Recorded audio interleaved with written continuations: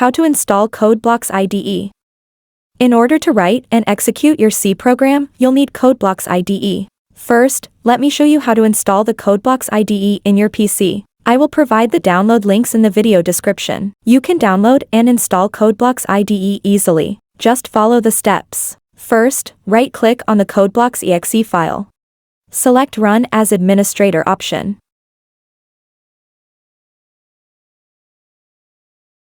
Now click on Next. Now select I agree button. Again click on Next button. Now you can click on Install button. You can see the installing has begun.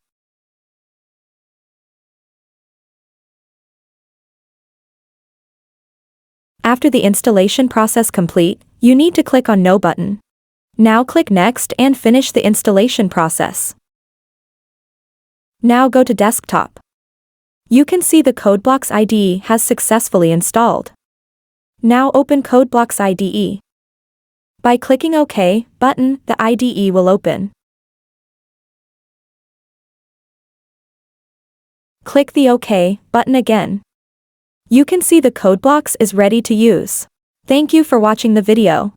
Hit the like button and subscribe Learning Ace for more helpful videos.